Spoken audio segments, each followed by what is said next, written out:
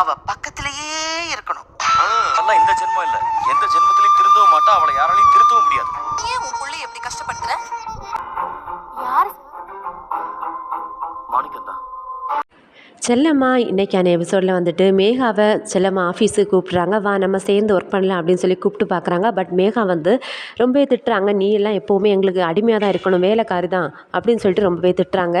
அதுக்கப்புறம் பார்த்திங்கன்னா மறுநாள் வந்துட்டு மரகதம் வந்து மேகாட்ட சொல்கிறாங்க, நீ எப்போவுமே செல்லம்மா கூட இருந்தால் தான் நீ வந்து அவளை பழி வாங்க முடியும் அப்படின்னு சொல்லிட்டு பேசிகிட்டு இருக்காங்க. அதுக்கப்புறம் வந்து ரியா வந்து ஸ்கூலுக்கு கிளம்பிட்டு இருக்காங்க. கிளம்பும்போது செல்லம்மா போகும்போது கூட மலர் கூட போகலான்னு சொல்லிட்டு அங்கே போகிறாங்க. ஆனால் மேகா வந்து போய் திட்டுறாங்க. லக்ஷ்மி இதை பார்த்துட்டு வராங்க. பார்த்துட்டு வந்து மேகாவை திட்டுறாங்க, எதுக்கு பிள்ளை எப்படி வந்து கஷ்டப்படுத்திட்டு இருக்கேன், ஏன் இப்படி பண்ணுற அப்படின்னு சொல்லிட்டு கேட்டுட்டு இருக்காங்க. அதுக்கப்புறம் சித்தார்த்து வந்து சொல்கிறாங்க, மேகாவை எப்படி ஆனாலும் நம்மளால திருத்த முடியாது அப்படின்னு சொல்லிட்டு பேசிகிட்டு இருக்காங்க.